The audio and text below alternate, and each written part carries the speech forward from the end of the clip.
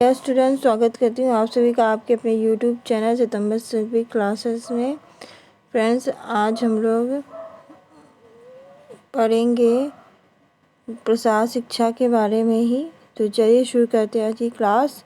विस्तार शिक्षा, मैंने बताया विस्तार शिक्षा को प्रसार शिक्षा भी कहते हैं। तो विस्तार शिक्षा हेतु महात्मा गांधी के क्या रचनात्मक कार्यक्रम रहे। तो देखिए, महात्मा गांधी में सच्चे अर्थों में ग्राम कल्याण की महत्वाकांक्षा अंतर्निहित थी। वो ग्राम का जो कल्याण करने की जो भावना थी, ग्राम की कल्याण करने की भावना जो थी, वो महत्वाकांक्षा उनकी आकांक्षा महात्मा गांधी के अंदर बहुत अधिक थी।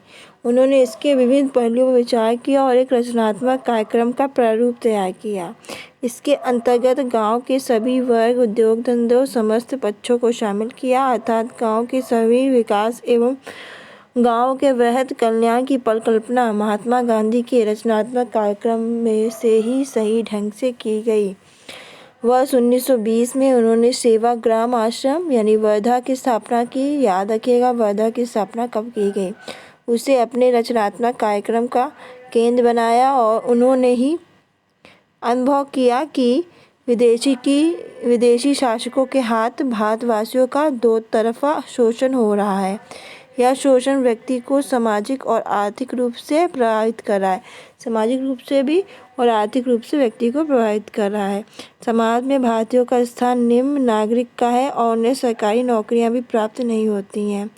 भारतीय समाज में बढ़ता हुआ जाति भेद दलित वर्ग को अत्यधिक प्रताड़ित कर रहा है। उनकी प्रगति के सारे दरवाजे को बंद कर रहा है।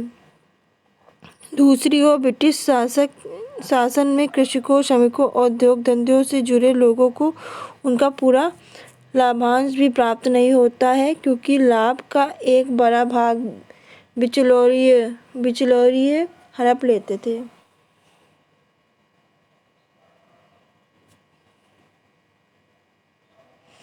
गांधी जी ने अनुभव किया कि सामाजिक और आर्थिक रूप से पिछड़े वर्गों का शोषण के चक्र से विमुक्त किए बिना पूर्ण स्वराज की कल्पना नहीं की जा सकती। लोगों में रोजगार और आमदनी की बढ़ाई बिना देश की अर्थव्यवस्था को नहीं सुधारा जा सकता। एक ऐसा समाज जिसका एक बड़ा भाग दलित व अछूत घोषित हो, जहां स्त्रियों को हेय समझा जाता हो, वहां स्वतंत्रता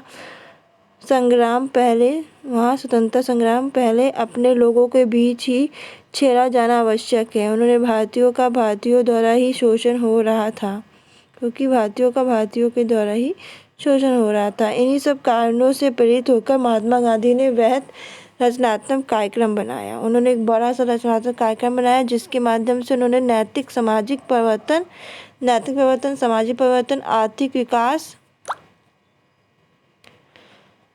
और शोषण के विरुद्ध मांगे रखी, लोगों में जागरूकता लाने का प्रयास किया। साथ ही इन परिवर्तनों के माध्यम से भारत में पूर्ण स्वराज की घोषणा की, जिसने भारतीय जनता में एक नई सोच को पैदा किया।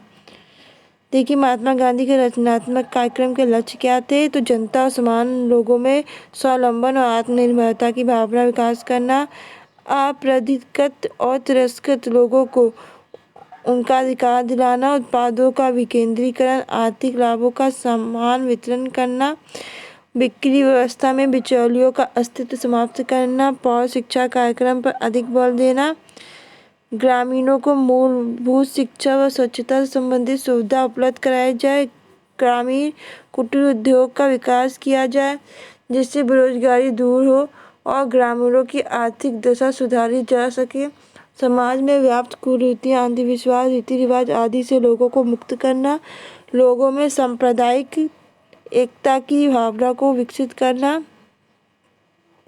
कृषि श्रमिकों, लघु गृह उद्योग कर्मियों आदि के लिए संगठन बनाना, खेतिहर और कृषक अपने उत्पादों की पैदावार में न केवल वृद्धि करे बल्कि स्वयं भी उपभोग करने का महत्व समझे। तो ये थे विस्तार शिक्षा हेतु महात्मा गांधी के रचनात्मक कार्यक्रम। नेक्स्ट क्लास में महात्मा गांधी की उपलब्धियां वगैरह भी पढ़ेंगे। तो आज के लिए बस इतना ही, मिलते हैं नेक्स्ट क्लास में। धन्यवाद।